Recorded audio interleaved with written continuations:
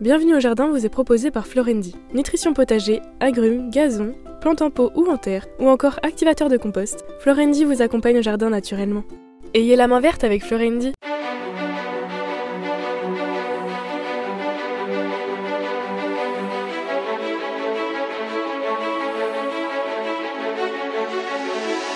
News Jardin TV vous propose Bienvenue au jardin, une émission 100% nature, animée par Patrick Mulan et Roland Motte.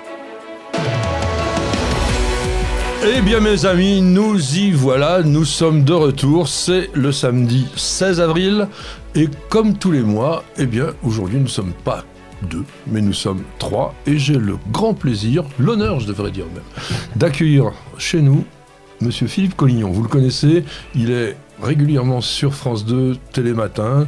Il m'a succédé, je pourrais dire pratiquement. À un moment donné, on travaillait en même temps, un petit peu en alternance, mais en tous les cas, donc lui, il a tenu le coup, il est toujours là-bas, et ça marche bien.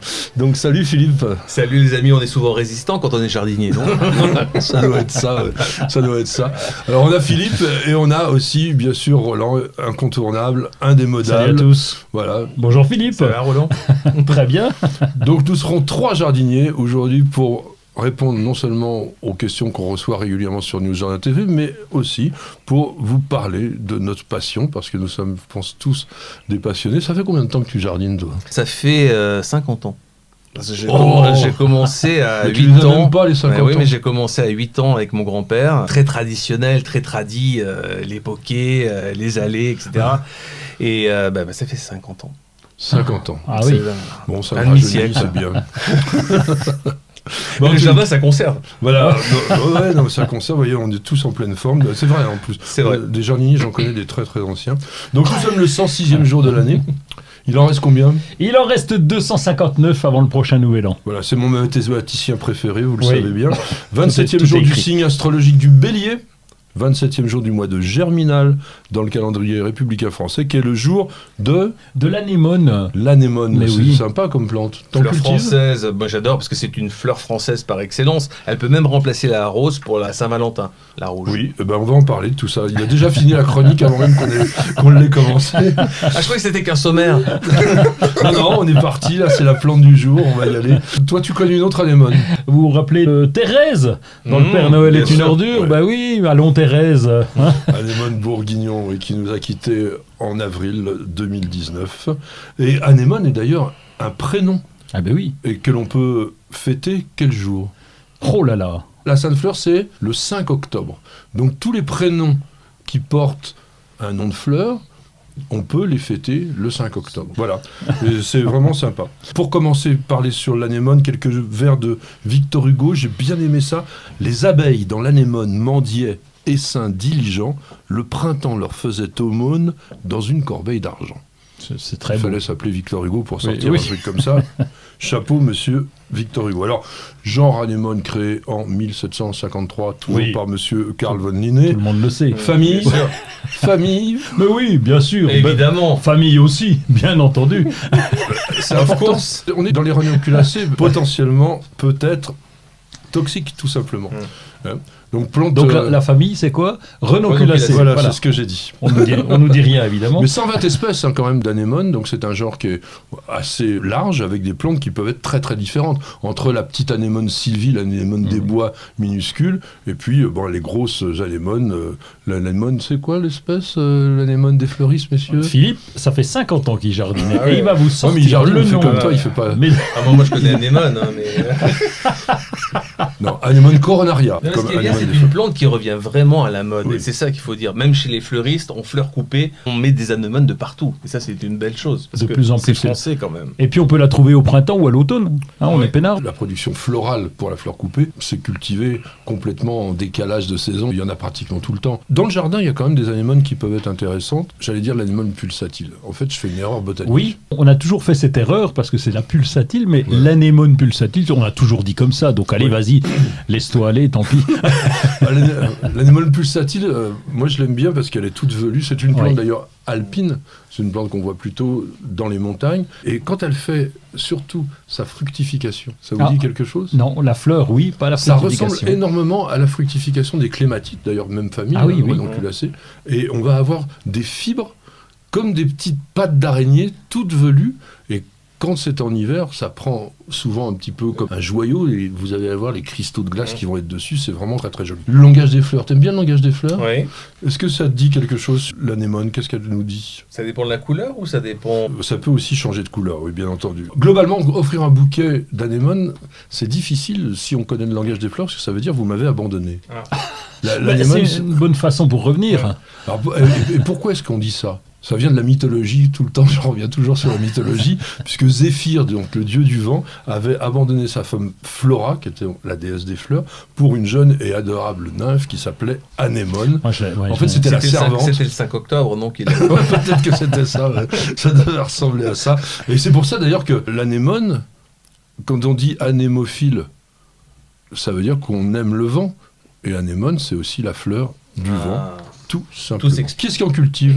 Moi, j'en ai dans le jardin. Oui, j'en ai, bien sûr. Alors, oui, pratiquement explique-nous. Parce que ça va tout seul, parce que je l'ai récupéré chez mon frangin qui m'en a refilé des racines. Et donc, je l'ai planté. Et ça se propage à une vitesse vertigineuse. Elle fleurit la nôtre en automne. Elle est magnifique. Et puis, je te dis, ça fait des pousses de pratiquement presque 1 mètre de haut. Et c'est vraiment très joli. Alors, il y a quand même 2 anémones dont on n'a pas parlé, et je le regrette. Vous auriez dû tout de suite... Je lui ai dit, hein. Une qui vient de finir de fleurir, toute petite. La petite anémone des bois. Ah non, ça c'est Nemorosa, oui, mais anémone blanda. Ah, blanda, l'anémone oui, c'est vrai, que l'on blanda, cultive comme une tulipe, hein, tout simplement. On va d'ailleurs souvent les mélanger avec d'autres bulbes. Et puis une que vous avez quand même, je pense, un tout petit peu oublié, c'est Anémone japonica, l'anémone du Japon, celle qui fleurit fin d'été. Alors là, on est sur une plante qui fait 1 mètre de hauteur, magnifique quand même. Je pense qu'on devrait l'avoir dans tous les jardins. Une vivace assez simple de culture. 16 avril 1911, mon cher Roland. Eh bien, comme tout le monde le sait, n'est-ce pas, Philippe? Eh bien, c'est la naissance de William Thomas Stern, qui a lui été botaniste, bien sûr, comme alors, tout le monde le sait également. Et il est mort le 9 mai 2001 à Londres, c'est assez récent. Alors c'est pas ça qui est très important. Ah, c'est dommage, t'es bien parti là. Non mais je suis un tout petit garçon par rapport à lui, parce que moi j'ai dû écrire une centaine de bouquins dans ma carrière, lui il en a écrit 470. Ah ouais, dis donc. Donc c'était vraiment quelqu'un qui a produit, mais d'une façon pratiquement aussi importante que des gens comme Robert Brown, comme Charles Darwin, comme Hooker, tout ça. Il a fait le latin de la botanique. Ça pourrait t'intéresser. Oh bah oui, passionnant. Ouais. Il a fait aussi le dictionnaire des noms de plantes pour les jardiniers. C'est des genres de travaux que je fais aussi, moi, qui me passionne de faire ça. Bah oui, pour savoir tous les noms vernaculaires qu'on donne aux plantes. Il a travaillé sur les berbéridacées et il a aussi créé le nom Stachys macrantha. Ça vous dit quelque chose, Stachys macrantha? Stachys lanata, mais alors, macrantha... Macrantha, c'est un autre Stachys qui est plus grand, et qui n'est pas laineux du tout, mais qui fait une très très jolie floraison. Donc on va passer sur ce monsieur William Thomas Stern, mais qui était quand même quelqu'un de très important. J'aime bien... qu'on salue d'ailleurs. Ouais, exactement. Alors, dicton? Oui, un dicton, puisque nous sommes la Saint-Lambert. Tu peux déjà, à la Saint-Lambert, installer la plante camembert. La plante camembert, oui. Il va nous faire de la botanique, mesdames, messieurs, accrochez-vous. Tout le monde connaît son nom, c'est Paederia lanuginosa. Lanuginosa. Au d'Iguille dans les Vosges, elle sent le camembert, elle sent clairement le camembert. Elle pousse relativement bien d'ailleurs. Elle a le goût surtout. Il y a aussi une orchidée qui sent le fromage, très très fort. Ah, une orchis, je ne me rappelle plus de la variété. Mais une variété qui sent le fromage. Ah, ça, j'ai jamais fait. Elle est dans la serre du Sénat, dans le secteur des orchidées. Qui a une très très belle collection d'orchidées au Sénat. On peut dire aussi, dans le style un peu Roland, parce qu'aujourd'hui, c'est la fête Saint-Benoît-Joseph, officiellement. À la Saint-Benoît-Joseph, si tu ne traites pas tes cerisiers, tu ne récolteras pas Bézef. Ouais. Ça, c'est du Roland, ça. Non, parce que je ne traite pas. Non. Donc ça peut pas être moi. Alors, on va faire plutôt, à la Saint-Benoît-Joseph, de ton jardin, sculpte le relief.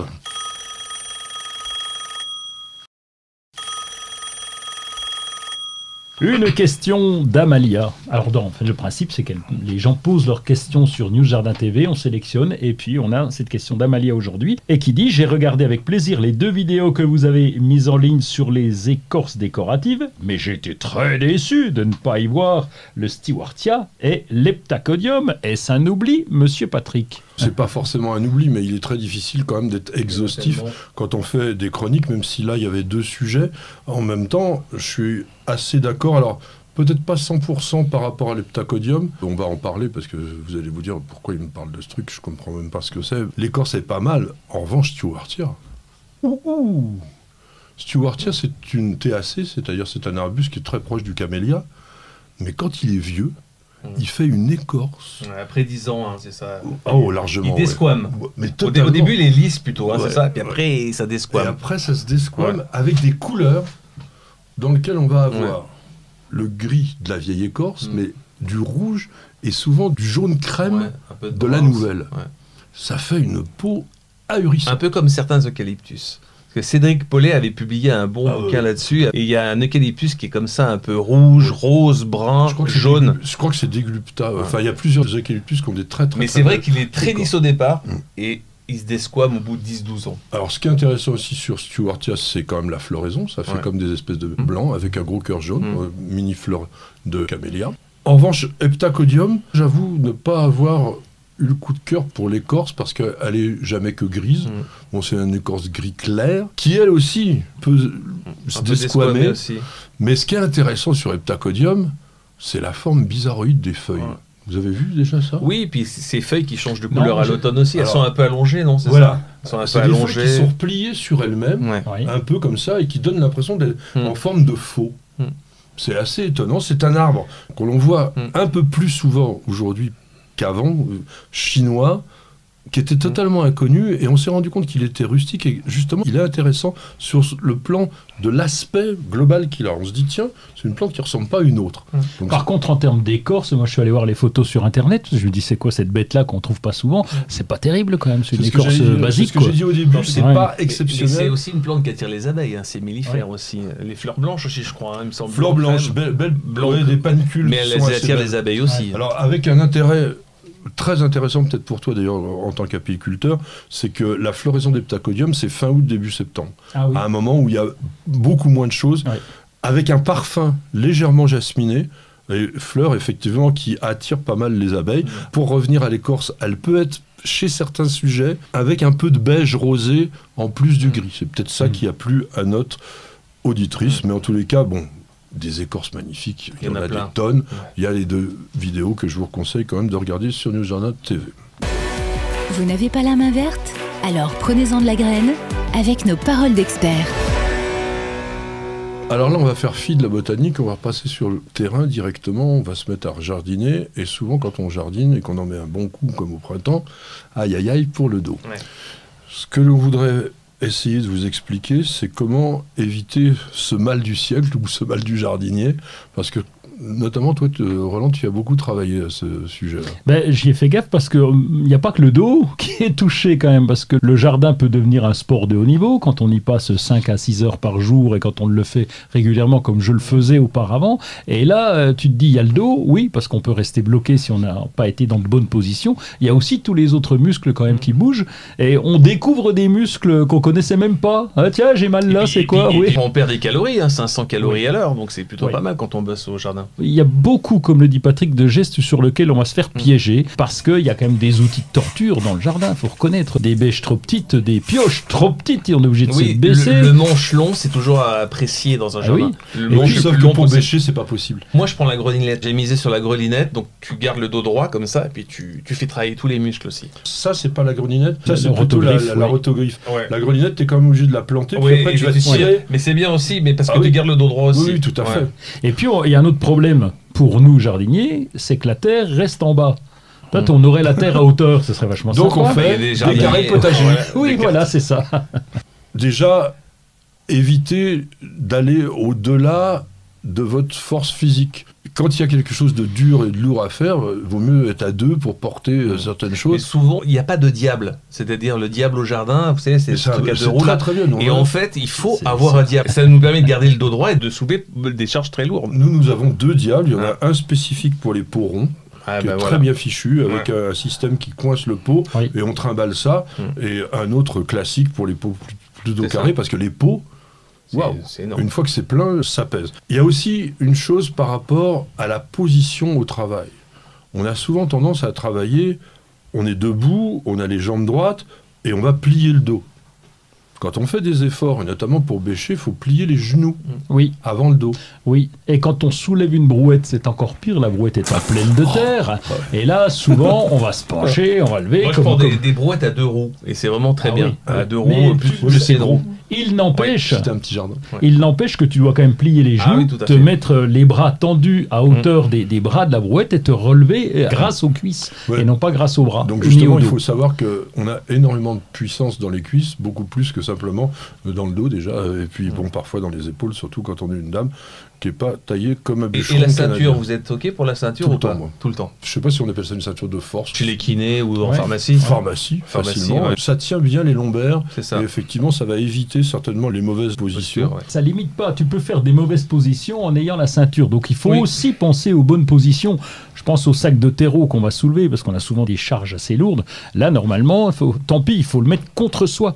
Et il faut pas le porter à bout de bras parce que là, le dos morfle. Voilà. C'est terrible. Il faut comme un bébé, quoi. Tu le prends. Oui, ouais, mais c'est- vraiment contre soi. Notre ami Roland câline les sacs de terreau. Ça serait de pas le semis premier. qu'on pourrait aussi imaginer. Je pense que personne ne le fait, mais ça serait bien, c'est penser, et d'ailleurs Philippe l'a dit, c'est un peu comme un sport. Donc il vaudrait mieux pas faire les tâches les plus difficiles, les plus contraignantes ou les plus physiques tout de suite. Ah, mais... Il faut commencer par des petites S'échauffer. choses, on est un peu échauffé, et là à ce moment-là, les muscles vont mieux. Et puis je travaille avec des paysagistes qui eux maintenant, parce qu'ils vont travailler, eux c'est 8 heures par jour, on va désherber, on va travailler, on va soulever des dalles, etc.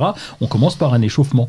Bien Et sûr. un échauffement physique qui n'est pas négligeable non plus chez le jardinier amateur. Donc s'échauffer, faire des assouplissements avant le jardin et après le jardin. Et puis on peut miser sur des légumes qui grimpent, parce que quand on peut plus se baisser, le haricot grimpant, le Fallait pois les planter grimpant, avant, quand même. et donc voilà, il faut les planter avant, mais on peut miser sur l'aérien. On peut utiliser la hauteur dans le jardin. C'est ça. Quand on ne peut pas utiliser à hauteur, moi j'ai une solution que j'applique tout le temps, c'est que les plantations, je vais les faire à genoux. Ah oui. Donc on a, même dans le commerce, on en a pas mal de modèles. Nous, on en a un qui est particulièrement bien, qui est une sorte de petit banc à l'envers. Il y a 2 poignées de chaque côté, ce qui aide aussi pour se relever, c'est pas mal. Et on se met à Avec genoux le sur sourire. quelque chose qui est assez moelleux. Et donc, du coup, il y a plusieurs avantages à ça. Bon, déjà pour le dos, mais aussi, on est plus près de son travail. Donc, pour la plantation, c'est quand même quelque chose, je conseille vraiment de faire ça. Alors après, j'ai vu sur l'Internet, à une époque, il y avait énormément de publicité sur des gilets qui étaient censés protéger le dos, mais entiers. C'était vraiment des gilets avec des armatures, etc. Est-ce que vous avez utilisé ça ? Ah non, Non. inconnu. Non, par contre, il faut faire gaffe à bien être couvert. Le string au jardin et avec le pull trop court, ça, c'est pas une bonne idée parce qu'il faut vraiment faire attention à ne pas prendre froid. Par Alors, contre, le gilet, c'est parfait. Le gilet, ils disent que c'est un système presque informatif parce que comme il a tendance à donner la bonne position, dès que l'on se pose mal, on le ressent, en fait, il se fait comme une sorte d'avertissement, attention, t'es pas à une bonne position. Et en plus, ça permet un petit peu le renforcement musculaire parce qu'en fait, on va se retrouver à faire la tâche comme il faut avec les bons muscles. Après une séance de jardinage, qu'est-ce qu'il faut faire On prend l'apéro. C'était écrit ici, c'est pourtant Non, pas c'est Roland écrit, qui l'a bah. écrit. Donc toi, tu avais quand même travaillé non. sur ça, sur Ouais. l'ergonomie au jardin. Oui, tu parlais de la fin du jardin. Si on a jardiné pendant 3-4 heures, les assouplissements sont importants. Donc s'étirer, toucher le bout de ses pieds, etc. Il y a pas mal d'assouplissements à faire et c'est capital. Démonstration. Il y a un mouvement aussi que je peux vous faire en démonstration qu'il ne faut pas faire, c'est quand vous taillez des haies ou quand vous avez un travail à faire en hauteur, il faut éviter de travailler comme ça. Il vaut mieux toujours être à peu près... Parce qu'on fatigue beaucoup comme ça. Oui, puis Ouais. on tire sur des muscles et tout, c'est pas quand même très très bien. Jamais les mains au-dessus des épaules. Jamais. Donc ça, c'est une règle. C'est à vous de monter avec un escabeau, une échelle, etc. Mais le repère, c'est ça. C'est Mais que ce qui est bien aussi, vos c'est mains de sont en cultiver dessous. aussi son potager. C'est sur but, on met des planches de bois. Et entre les planches de bois, on met une autre planche qui bouge. Comme ça, on peut s'asseoir aussi. Je sais pas, ça s'appelle la culture sur ado. Il y a ça aussi pour les personnes handicapées. Oui. Il y a des Et jardins... donc, on remonte le sol. Voilà, c'est pas mal. bah, c'est ce que disait Roland C'est- par rapport à ses carrés carrés potagers. potagers, c'est- quoi. c'est ce Ah, Mais là, qu'il- c'est vraiment la culture sur but, un petit peu, Ah oui, ok. un peu à la lasagne où on empile les choses et on monte à un mètre de haut. non, on monte à 40 cm. Ah Je oui. suis pas qu'à 1 mètre, moi. Oui. À 40 cm. Et en fait, entre 2 planches, vous mettez une autre planche et vous avancez petit à petit assis sur les planches. C'est pas mal. C'est rigolo.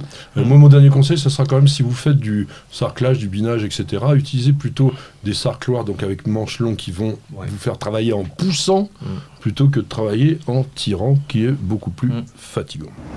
Bienvenue au jardin. Patrick Mulan, Roland Motte. Alors, dans nos actualités, on va retomber encore dans la salamandre, Oui. parce que Roland adore la salamandre, mais cette fois, ils nous font de la télé. Ouais, c'est ça. Et Salamandre TV vient de sortir et donc on va pouvoir s'engager pour 4,40 € par mois et on va voir tout plein de films comme sait le faire la salamandre. On connaissait déjà le document La Salamandre qui est extrêmement riche et on apprend tout sur la nature et là ce sont des films 4,40 €. Vous vous rendez compte pour Ah, mais vous abonner la TV, c'est gratuit, c'est encore mieux. Hein. Oui, bien sûr, mais là c'est un complément indispensable. Ah, ça- Non, il faut oui, penser, parce qu'on oui. parle, toi tu fais de la pub, peut-être qu'eux ne font pas de pub, mais il Ouais. faut payer l'abonnement, donc il y a un moment, il faut s'y retrouver. Et c'est surtout quand même plutôt de l'animalier. Hein. Oui, c'est animalier, la salamandre. Donc, à découvrir. Alors moi j'ai un truc à découvrir aussi qui vient de sortir qui s'appelle Easy Mix. Ça te dit quelque chose? Non. C'est chez Ozlock, c'est un composteur rotatif qui vient d'être mis sur le commerce. Donc c'est intéressant. Bon, c'est pas gros, hein, il n'y a que 100 litres de capacité, mais pour un petit jardin, c'est pas mal. Et donc le fait de pouvoir faire tourner le tambour dans lequel se trouvent les déchets, Donc c'est manuel. bah oui, on va le Ouais, tourner on un tourne, petit peu, d'accord. pas besoin de le faire très souvent. On va avoir une décomposition en 6 à 8 semaines. Je l'ai vu, je l'ai testé. Mais il vient de Je- sortir, comment tu l'as testé? Parce que j'étais sur un salon il n'y a pas longtemps, Ah. il était là, et donc j'ai pu voir, c'est un petit Oui. appareil Oui. assez pratique, et c'est surtout pour les déchets ménagers quand même. C'est Oui. beaucoup pour les épluchures, etc. Oui. Et on va aussi pouvoir récupérer le jus parce qu'il a un réservoir spécial. On va le tester et on vous en fera une vidéo. Vous verrez, pour l'instant, c'est de la nouveauté. On vous le présentait simplement en avant-première. Manifestation salon, 21 avril, vous aurez l'ouverture du Festival international des jardins de Chaumont-sur-Loire. Je pense que tu aimes bien y aller. J'aime bien y aller, puis j'ai fait un jardin il y a 3 ans. Ah oui, c'est vrai. Ça s'appelait Eden, c'est-à-dire c'est tout le monde un petit peu magique de l'au-delà. C'est une belle expérience, c'est beaucoup de stress, mais c'est beaucoup de joie. Alors pour le visiteur, c'est 100% de la joie, parce C'est que ça. je peux vous dire, il y a 25 jardins, ils fêtent leurs 30 ans cette année, et il y aura donc les 25 jardins issus du concours, dont faisait partie Philippe. Il y aura aussi des cartes vertes avec 30 nouveaux jardins, donc des paysagistes, des designers, des scénographes, des architectes travaillent là-dessus, plus les jardins permanents qui sont dans le pré du Goualou qu'on appelle. Vous avez pratiquement 25 hectares à visiter, donc il faut compter une bonne journée. Y aller... C'est peut-être un tout petit peu tôt maintenant. Ça ouvre que la semaine prochaine déjà. Donc, allez-y à partir de mi-mai jusqu'à la fermeture pratiquement en octobre. Mais entre mi-mai et fin septembre, c'est génial. Il faut y aller 2 fois, une fois au mois de mai, puis Oui. une fois en septembre. Et Alors, là, vous avez 2 si on visages peut. de jardin, Si c'est on peut. extraordinaire. Et puis, si vous ne pouvez pas y aller, il y a aussi des vidéos sur News Jardin TV. C'est ça. On a fait des reportages sur ce jardin. Non, il y a même la directrice Chantal qui parle Elle est extraordinaire. avec cette femme. beaucoup d'âme sur l'aspect artistique, parce que c'est vraiment quelqu'un qui connaît très très bien l'art moderne. Et l'intérêt aussi de Chaumont, c'est ça, c'est de découvrir des choses inédites et de voir aussi le lien entre l'art et le jardin. Petit coup de cœur, mon cher Roland.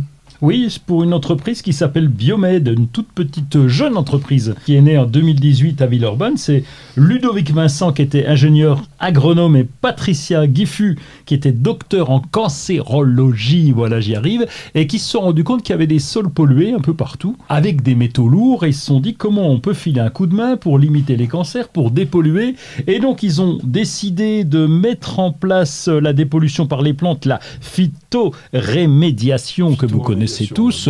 Et donc ils se sont dit on va monter des chantiers d'insertion, on va essayer de faire quelque chose dans les endroits où c'est pollué et on peut leur filer un coup de main parce que l'entreprise démarre. Donc vous allez sur mimosa.com et il y a ce projet qui s'appelle Génération des sols avec des plantes. Et vous pouvez régénération des sols. Vous allez filer soit 10 €, soit 50 €. Ah, pour 50 €, on fait l'analyse de votre sol en plus et pour 90 €, on vous fait une grosse analyse de votre sol avec 3 endroits différents. Donc c'est vraiment très intéressant. Si vous pensez avoir un sol pollué, et ben justement, vous appelez Biomed. La ville de Paris met à disposition des sols pollués, parce qu'il y en a par exemple dans le 19e, et il y a une fleuriste qui sème des fleurs et qui les vend en circuit court aux fleuristes parisiens. Ça dépollue le sol et ça fait plaisir aux fleuristes. Alors le problème de phytoremédiation, on y reviendra, c'est extrêmement passionnant. Simplement, ça marche pas aussi facilement que ça, et surtout, ça marche sur le temps. Ouais. Vous pouvez pas dire que vous allez dépolluer le sol Non. en 2 années. Non. Donc c'est ça la problématique, mais c'est quand même des choses qui sont intéressantes. Et on fait aussi dépollution des eaux avec les végétaux. J'ai des végétaux à vous conseiller, enfin ils ne sont pas encore sortis parce qu'ils viennent de recevoir les médailles d'or de FleuroSelect pour 2023. C'est une organisation internationale qui chaque année sélectionne ou met en valeur, on va dire, les plus belles variétés nouvelles. Là il y en a 4, il y a Hélénium autumnale, c'est un peu bizarre, ça s'écrit H-A-Y-D-A-Y, Golden Bicolor de Saint-Jean-Tas. C'est peut-être le premier hélénium multiplié par bouture, très compact pour la culture en pot. Et ce qui est rigolo, c'est qu'il est jaune doré avec du rouge et il fleurit longtemps, ça fleurit jusqu'aux premières gelées, donc c'est vraiment une plante intéressante. Après, il y a un Helianthus anus, c'est-à-dire un tournesol qui s'appelle Lemon Cutty et qui est aussi quelque chose de très intéressant pour les petites surfaces. On voit cette tendance d'urbanisation aujourd'hui. On sait que de toute façon, le jardin de plus en plus sera petit parce qu'il sera en ville. Et donc, c'est aussi pour les balcons, pour cultiver un petit tournesol dans son balcon, c'est quand même sympa. Un Rudbeckia fulgida qui s'appelle Gold Bliss. Alors, c'est une marque un peu nouvelle avec, pareil, la nécessité de le travailler dans un petit endroit, dans des conteneurs ou des choses comme ça. Et c'est une fleur jaune dorée avec un cœur foncé qui attire les abeilles et les papillons. Et le dernier, c'est une verveine de Buenos Aires, une Verbena bonariensis, qui s'appelle Vanity. Et elle aussi, au lieu d'être une grande plante, parce que ça atteint presque 2 mètres parfois, là c'est une toute petite, elle est beaucoup plus compacte et elle sent très très bon, surtout le matin. Donc voilà, vous avez de quoi réfléchir un tout petit peu pendant qu'on vous passe une page de publicité. On se retrouve tout de suite.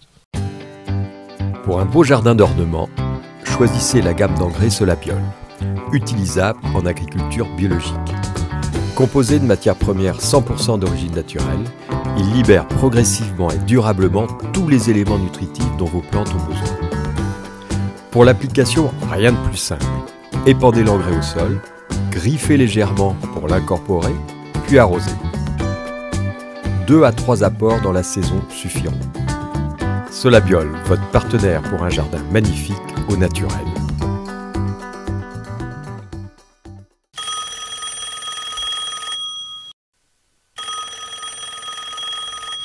Une question de architecture coloniale en Algérie. Je viens de me procurer quelques graines de cyprès directement prélevées à partir des cônes d'un spécimen centenaire. Je souhaiterais savoir comment procéder au semis, mais également si leur germination est rapide, c'est-à-dire de l'ordre de 2 à 3 semaines, ou bien est-ce que ces graines cultiveront ma patience? En clair, ça va être long ou pas? Oui, un peu non. Ça risque, ouais. Qui est-ce qui a semé déjà des graines de cyprès autour de cette table? Faut les mettre dans de l'eau chaude, ensuite il faut les faire stratifier dans du sable, ou alors dans la vermiculite, ça marche pas mal. Et en plus, il faut les mettre en bas du frigo pour certains, donc mais ça marche, hein.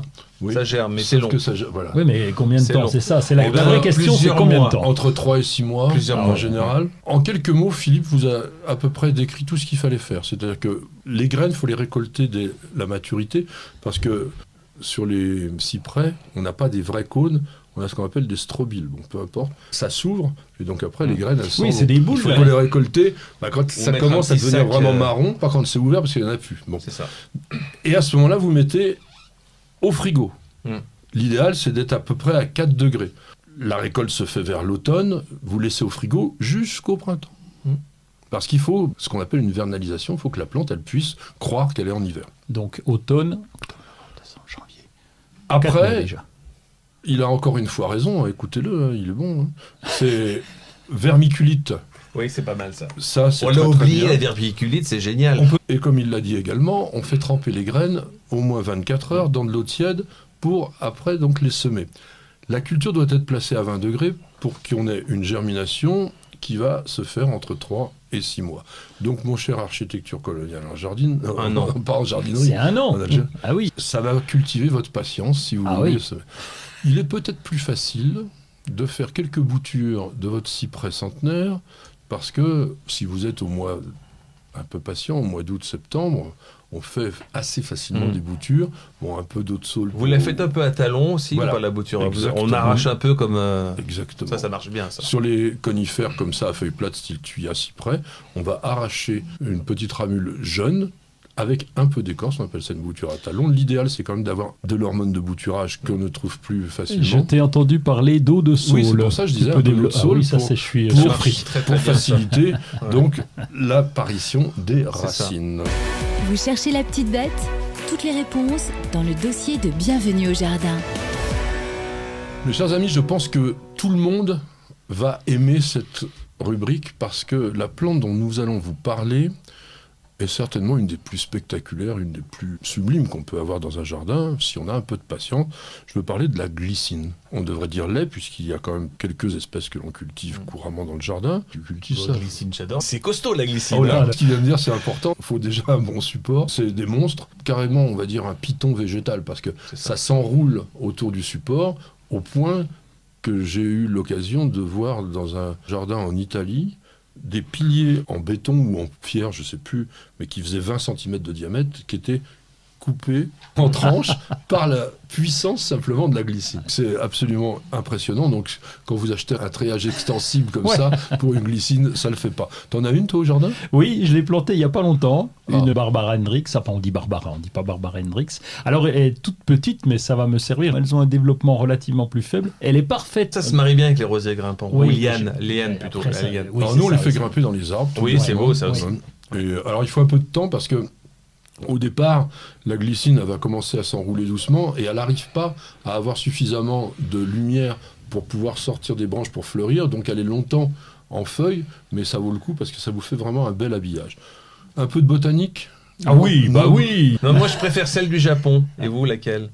De Chine ou du Japon? Je préfère la Wisteria floribunda, Ah, qui est donc la glycine du Japon, allez, c'est la plus belle. parce que on voit bien ses grappes. Ah oui. Wisteria sinensis, elle a un défaut, c'est que souvent les fleurs apparaissent en même temps que les C'est feuilles. ça. Et il y a une partie de la floraison qui va se retrouver dissimulée. Et puis celle-ci, elle fleurit au même moment. Tandis que celle du Japon, elle est beaucoup plus étalée en floraison. Voilà. Celle du Japon, ce que j'aime le mieux, c'est Japonica alba, Ah oui. la blanche. Mais elle est rare. On la Ouais. trouve. non, Celle qu'on voit le plus en jardinerie, c'est de Chine. Hein. On en trouve Oui. pas souvent Oui. du Japon. Hein. Non. Il y a une chose indispensable à savoir, tu viens de parler de la jardinerie, ça m'entraîne vers cela. Quand vous achetez une glycine, vous vérifiez, vous exigez qu'elle soit greffée. Sinon, Important. Ah bah c'est une catastrophe, t'attends 15 ans avant de voir les premiers Ou parfois tout le temps. fleurs. Ou pas du tout, voilà. Ou pas. J'ai essayé d'être positif, mais pourquoi le nom glycine est botaniquement incorrect? c'est pas normal. Moi, je suis pas d'accord du tout pour qu'on dise glycine. Non, c'est pas pour ça. C'est parce bon qu'il existe le genre glycine en botanique. Et une plante que vous connaissez très bien. Glycine max. Mais oui. Mais bien sûr. Le En source. soja. Ah, soja. d'accord. Ah, le soja, c'est Oui. de la glycine. Ah, c'est pas Alors, net hein, quand on Alors, voit. c'est un peu le problème qu'on Ah oui. a souvent, comme on avait avec le mimosa. Oui, mais le fruit, quand on regarde le fruit, Ah oui, c'est vrai. il y a un Oui, air de oui. ressemblance quand même. Oui. Donc attention, la glycine pour les botanistes, c'est le soja. Et pour nous, c'est quand même Wisteria. Donc Wisteria qui a été dédié à monsieur Caspar Wistar, qui était un professeur d'anatomie à l'université de Pennsylvanie. Ça vous en bouche un coin, ça. Ah, ça, je dois reconnaître. Alors combien de temps peut vivre une glycine? 100 Allez, ans, ouais, c'est 200 ça. ans, c'est- Même plus peut-être. Hein, moi, je dirais plus encore. Alors, il y a Ouais. quelques sujets centenaires, mais en moyenne, c'est un peu moins. C'est autour Ah de bon 40 à 60 D'accord. ans. Quand on a déjà une glycine de ces âges-là, c'est quand même déjà pas mal. Et la plus vieille glycine du monde, Elle est au Japon. oui, Mhm. elle est au Japon. Elle a été plantée dans les années 1870. Alors, elle a un tronc de plus de 1 mètre de diamètre, avec des branches qui couvrent 1900 mètres carrés. Ah oui, quand Et même. un tunnel de 80 mètres de C'est long. ça. C'est les qui photos qu'on voit attire le plus souvent. Tout le monde, Ouais, c'est ça. au moment de la floraison, c'est absolument Ah, c'est la fameuse extraordinaire. photo traditionnelle. Oui, Mais c'est oui, ça y est, celle-ci, oui, ouais. oui. On dirait qu'elle est retouchée, mais pas trop. Oui. Hein, non. Où est-ce que ça se plante? Comment on fait? Bah, je sais que ça aime les sols plutôt pauvres, non calcaires. Si vous mettez ça dans un sol trop riche, elle fleurit pas. Enfin, elle fleurit Bah oui. difficilement. Donc voilà. C'est déjà très fort de C'est soi-même. déjà pas mal, et puis il faut la tailler aussi, la glycine. Et même peut-être pratiquer pour certaines, un peu comme la vigne, un peu l'arcure. Et puis c'est sur les branches d'un an que ça fleurit. Alors ça fleurit effectivement sur les Mm. branches d'un an, et la taille, elle est terminée maintenant, hein. Ça se fait au mois de février. Il y a 2 vidéos sur News Jardin TV pour voir la taille de la glycine. globalement, vous faites la chose suivante, c'est que les grandes tiges comme ça qui partent volubiles, on va les ramener à moitié à peu près de la longueur, et c'est des tailles que l'on peut faire même plusieurs fois dans la saison. 3 fois au moins. Ouais, on n'a pas intérêt à ce que ça pousse trop long. Mais c'est un peu comme l'actinidia au final. Oui, sur l'actinidia, on enlève toutes ces tiges volubiles et on va tailler les coursonnes, c'est-à-dire donc les branches secondaires à 2 yeux, et sur la glycine, on fait exactement de la même façon. Vous savez qu'il existe aussi des glycines en arbre. Ah oui, ça c'est magnifique. Il suffit de choisir la tige principale, de bien la palisser le long d'un tuteur, et chaque fois qu'on a des repousses sur le côté, on va tout couper jusqu'à temps que le tronc soit formé suffisamment fort. Mais là, en revanche, il faudra aussi faire ce que disait Philippe, il faudra bien tailler aussi toute la partie supérieure pour qu'elle reste relativement compacte.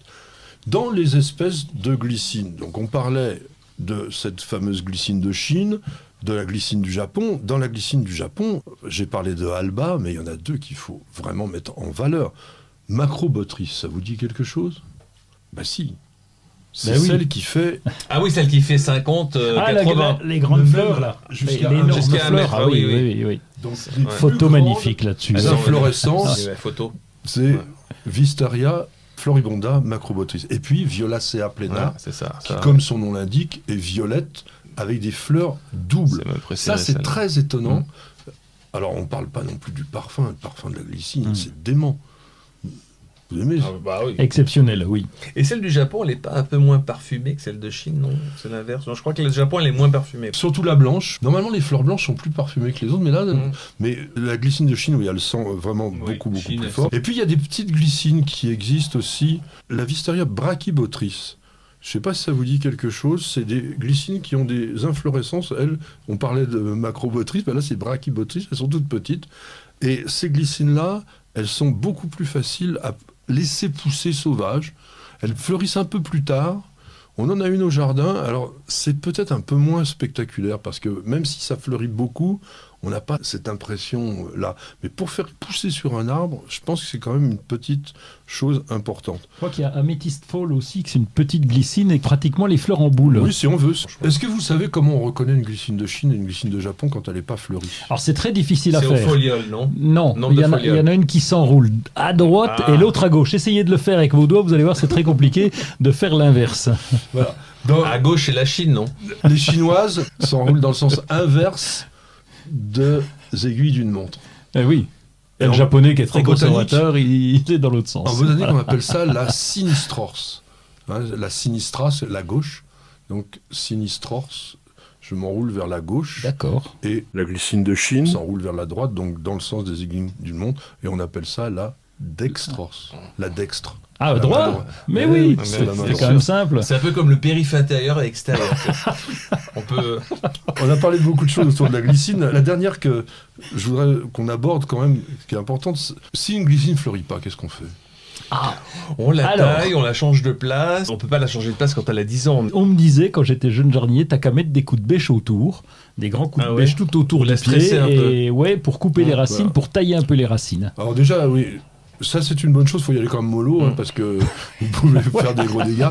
Si vous recourbez, vous allez un peu... C'est un peu comme la vigne. La vigne, c'est ça, on lui donne mercure pour concentrer la sève et les oxynes et les hormones. On le fait aussi sur des arbres fruitiers. Quand on a des palmettes, par exemple, on va aussi arquer sur les rosiers. Quand vous avez des grands rosiers grimpants, soit on enroule aussi les branches, ça revient au même. On va faire une spirale et donc on va ralentir la sève. Et même les arbres fruitiers, on mettait des cailloux à l'époque, ou des parpaings pour que mercure de l'arbre. Bon, c'était pas très joli, mais ça marchait. Avant tout ça cassé au niveau des arbres, on va passer à une autre rubrique, je pense que c'est important.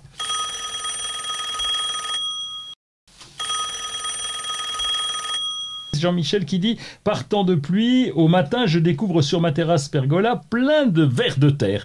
Pourquoi donc ce phénomène? Que faire? Car il meurt sur le carrelage. » C'est Philippe qui va nous répondre. On a eu un hiver qui n'était pas très froid, de moins en moins froid. Et le ver de terre, quand il fait humide, quand il pleut, peut sortir à la surface du sol et faire quelques centimètres ou quelques mètres comme ça, et puis replonger. Je pense que c'est ce qui est arrivé. C'est-à-dire que le sol devait être plutôt chaud, ou le dallage était plutôt chaud, ils sont sortis, et puis ils n'ont pas pu replonger puisqu'il y avait le carrelage. Je pense que c'est une partie de la réponse. Parce qu'il y en a qui disent aussi, il y a un problème électrique dans votre compteur, l'électrocuture ça fait remonter les vers de terre, mais non. Moi je pense qu'ils sont sortis à la surface et puis ils n'ont pas pu replonger. Eh ben, c'est un peu ça, c'est-à-dire qu'ils sortent à la surface, mais quand ils sont sur un dallage, ils se noient.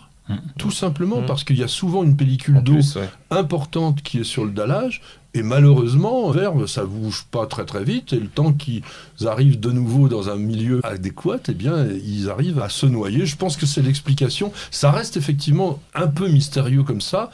Certains scientifiques disent aussi que quand on a ce phénomène, parce qu'on ne le voit pas partout. Non. Mais surtout dans les hivers, ils sont doux comme cette année. Alors, il y en a qui disent que c'est une migration des vers en surface à cause d'une pénurie alimentaire.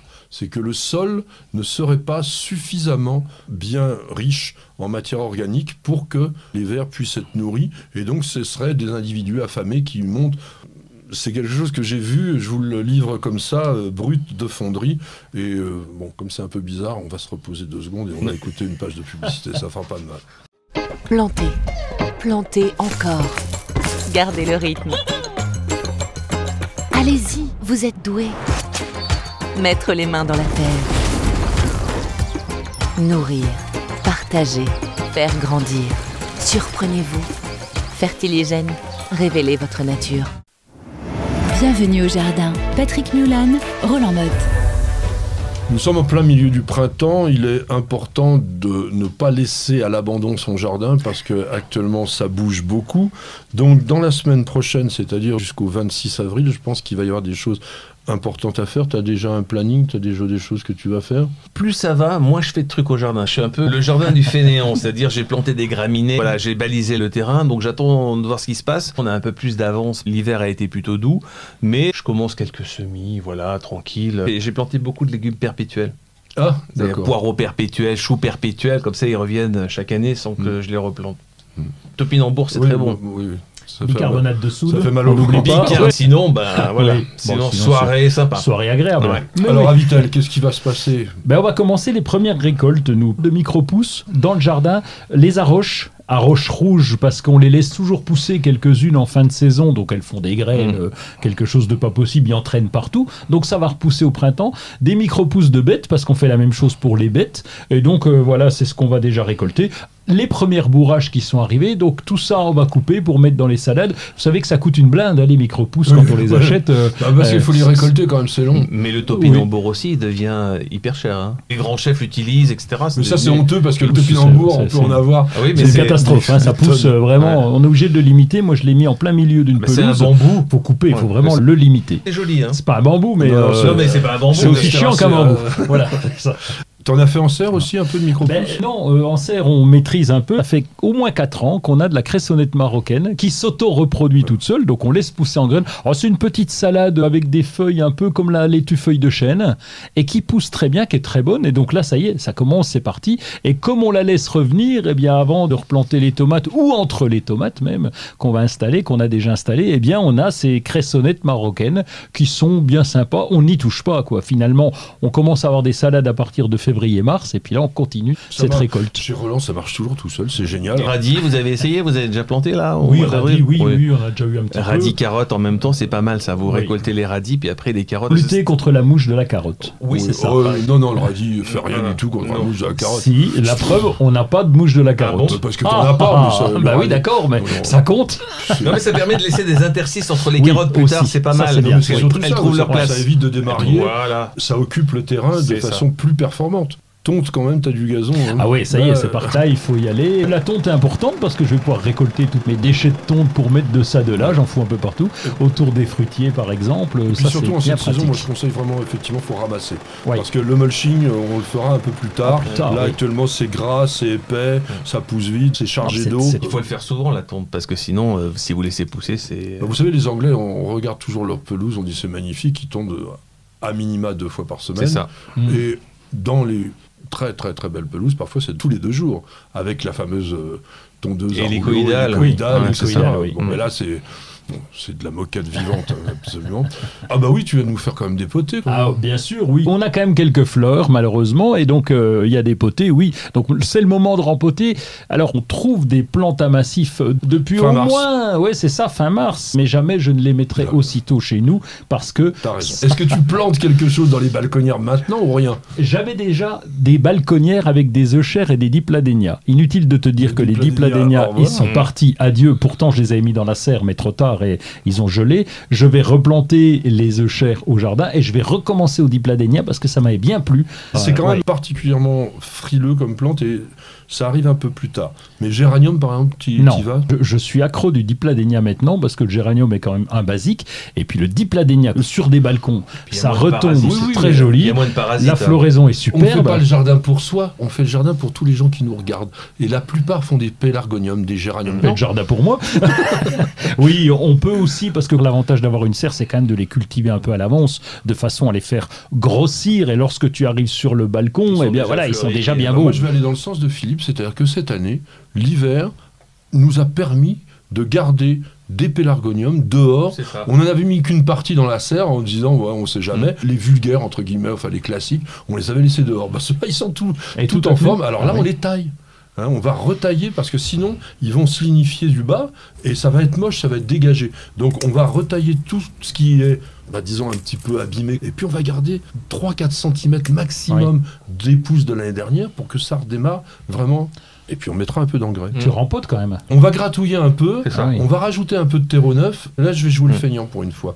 Et puis, on se gêne pas, on met de l'engrais quand il en faut, et ça ira très bien. Parce que n'oubliez pas une chose, c'est quand vous cultivez en pot, vous avez un substrat qui est qu'un support de Support. culture. C'est l'eau et l'engrais qui est Bah, le plus exactement. important. Ouais. Voilà. Mm. Si vous voulez avoir des très belles plantes C'est ça. dans des pots, bah, vous mettez de l'engrais et vous allez voir, ça va C'est ça. fonctionner. C'est le bon moment pour planter les rhododendrons. Ça vaut aussi, on parle d'engrais, de mettre un peu d'engrais sur les arbres fruitiers en ce moment, mais alors là, on met évidemment de l'engrais spécifique, pas trop riche en azote, et plutôt à l'aplomb de la ramure. La plupart du temps, on met des trucs au pied. Ça pas sert bon. strictement à rien, vous n'avez que les grosses racines C'est ça. qui servent à ancrer l'arbre. Celles qui servent à le nourrir, elles sont à Tu l'extérieur. fais des Donc, petits trous à l'aplomb comme ça Oui. avec un tuteur. Et vous Exactement. le mettez dans les petits trous. Eh ben, tout voilà. autour, c'est pas mal. Exactement. Les aromatiques, pourquoi t'en plantes pas dans tes jardinières? Non. J'en ai tellement mis, alors j'ai remis un peu d'oseille rouge, et voilà, c'est tout ce qu'on avait besoin cette année, parce qu'on en a déjà un petit peu partout. Oui, mais moi, ce que j'attends, c'est que tu donnes les conseils aux gens qui voudraient, Alors. pas comme chez toi. C'est le moment pour le faire. Moi, je le mettrais, sauf le basilic, mais sinon, le thym, le romarin, la sarriette, le persil, la ciboulette, tout ça, on plante maintenant. Oui, et puis en balconnière, c'est très bien parce que vous pourrez les replanter au jardin éventuellement, mais surtout vous les avez à proximité de la cuisine et vous pouvez C'est les ça. picorer. Et moi, la menthe, de je la temps mets en dans temps. un pot. C'est-à-dire, je mets la jardinière et je plante toutes les plantes aromatiques et la menthe, je la plante avec son pot. Sinon, elle va finir par tuer tout le reste. Parce Oui, qu'elle a alors, des racines, c'est presque un bambou, alors, encore une fois. Comme les topinambours, nous on l'a mis en pleine terre, la menthe, mais Ouais, on mais- passe la tondeuse de chaque côté, C'est ça. donc on est tranquille. C'est On est difficile en tranquille, jardinière parce Et que vous serez d'autant plus tranquille lundi. Le 18 avril, si vous ne jardinez pas entre 8h55 et 19h05, parce qu'il y a un nœud descendant.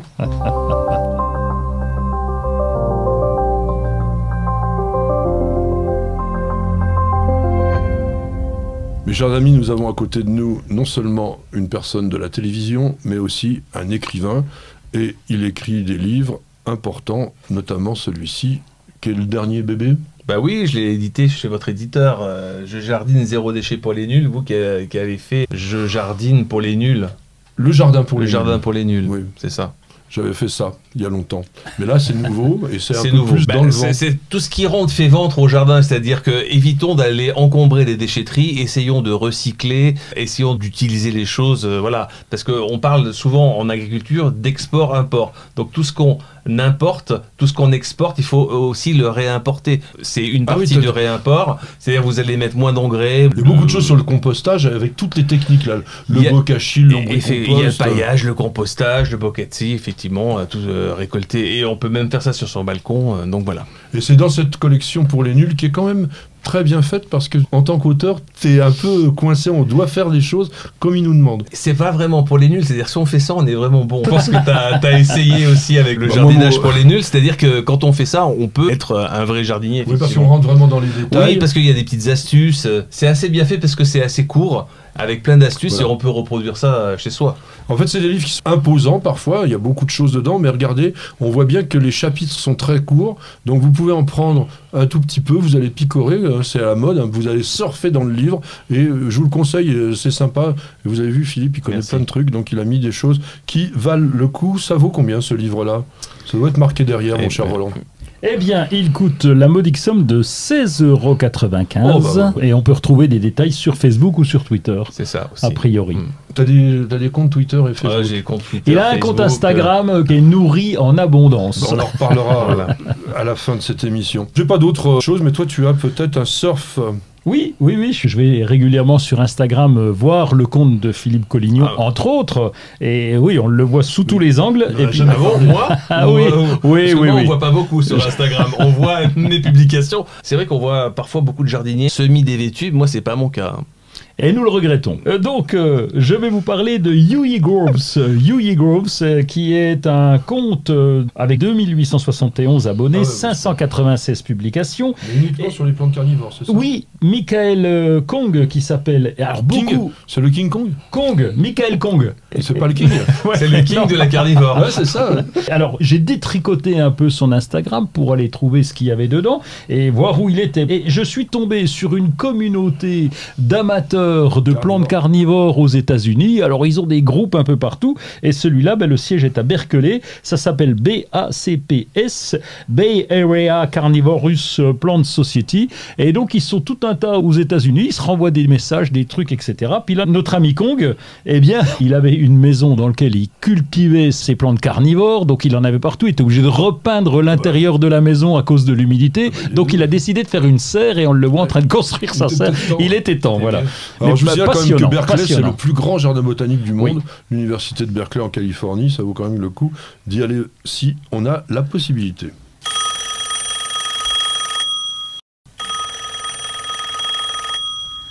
Framana qui dit « Concernant le gazon, on m'a déconseillé d'épandre au printemps du sulfate de fer car ce produit naturel tuerait les vers de terre. Pourtant, au printemps, cela donne un vrai coup de fouet au gazon. Par précaution, je ne l'utilise plus. Que pouvez-vous me dire sur le sujet ?» Déjà que c'est totalement faux, c'est que le sulfate de fer ne donne pas de coup de fouet au gazon.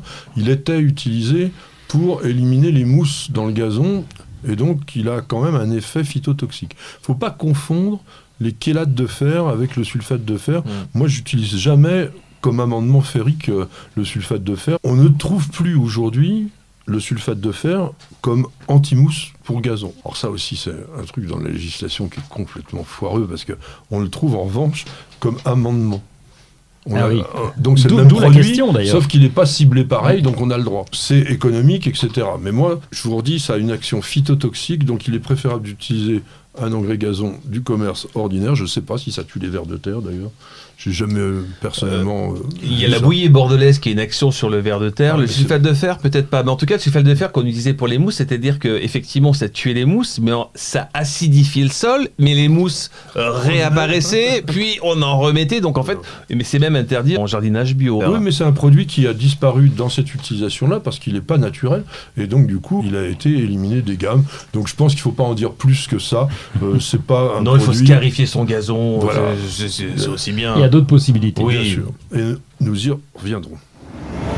Patrick, Roland, racontez-moi une histoire de plante, de jardin ou de jardinier.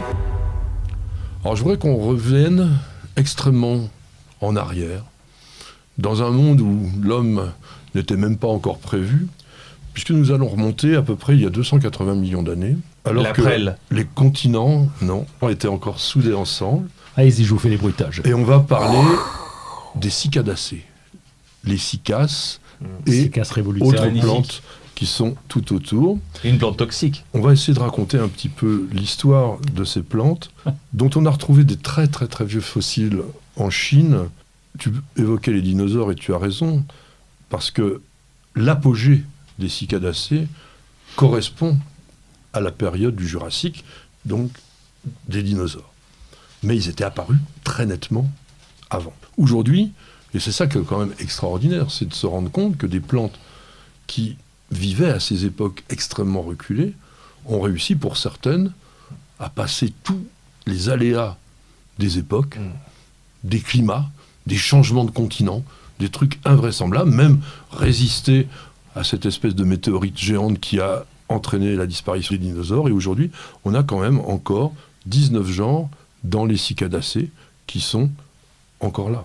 C'est des plantes que l'on confond avec les palmiers.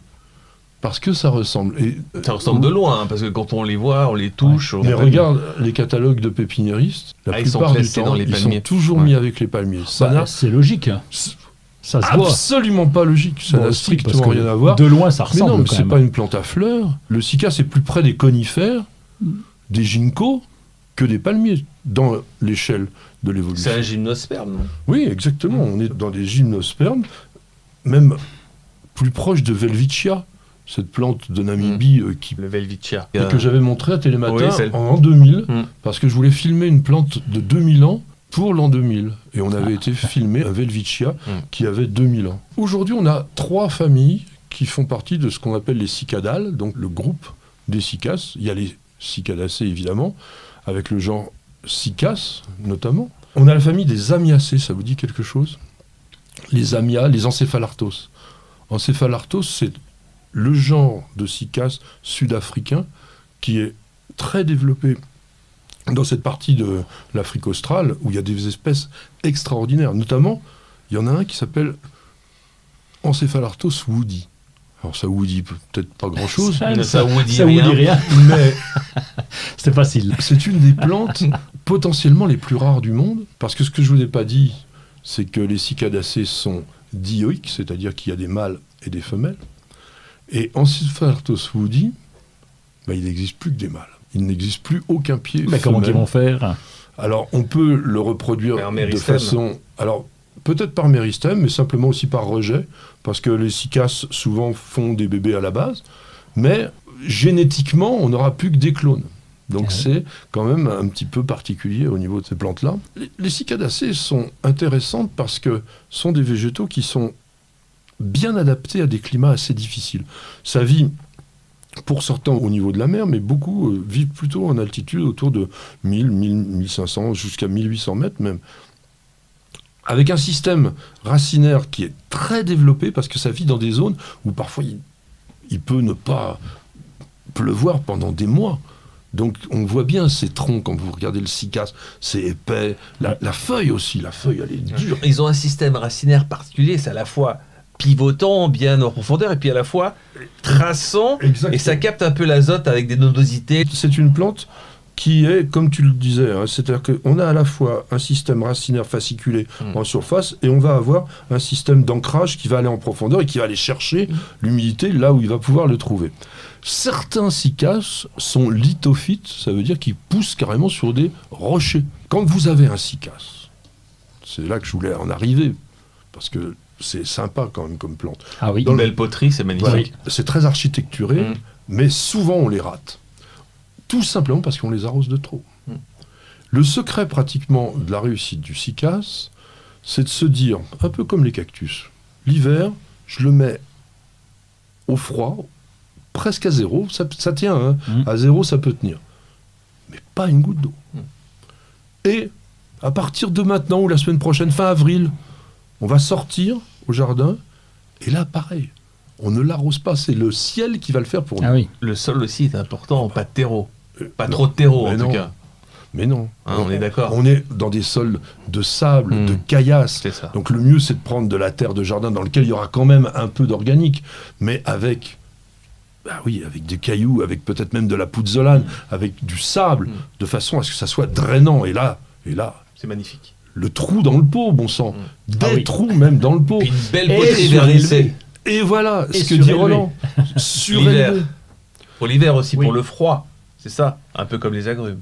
On surélève le pot pour éviter le contact froid avec le sol. On surélève le pot pour que l'eau s'évacue réellement. Mais pour le froid aussi, c'est important. Oui, bien sûr, mais on parlait de l'eau, il faut vraiment pas que ça stagne, parce que là, on les fait vraiment crever. Ne soyez pas non plus inquiets si un beau jour, votre cycas, l'ensemble de sa couronne se met à jaunir. À partir du moment où le centre est vivant, et que vous voyez des embryons de feuilles, c'est que tout naturellement, il est en train de se refaire une couronne. Il prend la puissance de la sève pour lui redonner de... Voilà, comme à l'automne, ce qui se passe dans les feuilles des arbres qui changent de couleur. Voilà ce que l'on pouvait rapidement, parce qu'on pourrait parler des différentes espèces, mais ça se ressemble quand même un petit peu les cigares. Je vous en montrerai quand même sur l'illustration de la vidéo. Et pour en revenir à l'histoire de l'Encephalartos woodii, il y en a dans certains jardins botaniques, notamment le jardin botanique de Kirstenbosch, à côté de la ville du Cap, en Afrique du Sud. Et si vous avez l'occasion d'aller faire un voyage dans ce pays, ne manquez surtout pas de visiter ce jardin dans lequel il y a une collection d'Encephalartos extraordinaire, et il y a certainement le plus beau spécimen d'Encephalartos woodii parce qu'il a été planté en 1916 et donc il est plus que centenaire, il est vraiment, vraiment très très beau. C'est sur ces petits mots que l'on terminera notre émission. Philippe, merci beaucoup. Ça a été un plaisir. D'avoir Merci été les avec amis. nous. On rappelle ton livre. Télématin, c'est quel jour tu passes? Le lundi à 9h15 et le samedi à 6h50 et 9h15. Un jardinier, ça se lève tôt. Hein. Et c'est du direct toujours. Toujours en direct. Toujours en direct, Ouais. c'est dynamique, c'est une C'est nouvelle ça. équipe, Télématin, ils sont vraiment sympas. Réseau, Réseau, Instagram, Facebook, etc. ça s'appelle comment? Philippe.Collignon, Philippe Collignon, Collignon Philippe. Voilà, avec deux L. Avec 2 L pour mieux voler. En tous les cas, merci. Roland, merci beaucoup. Merci à vous. On te retrouve la semaine prochaine, tu seras là? Oui, je T'es vais sûr? essayer. Je vais essayer Oui, de venir. bah, ça ouais. nous fera plaisir. Stéphane, salut, merci beaucoup. On a eu le son grâce à toi. Miguel qui était là. Ma petite femme Nicole qui nous surveille, qui nous écoute, qui nous regarde et qui nous permet aussi de faire cette émission parce qu'elle organise tout. Et puis, la mascotte. Voilà la star. Alors, Ah, Perle, elle aime tout le monde, Ouais. elle vous aime aussi, elle aime les jardins, elle est en pleine forme, elle est jolie, et elle vous dit, comme nous, à la semaine prochaine, et bienvenue au jardin.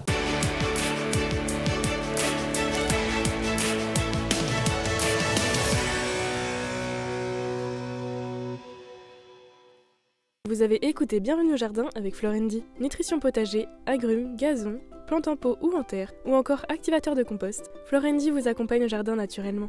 Ayez la main verte avec Florendi.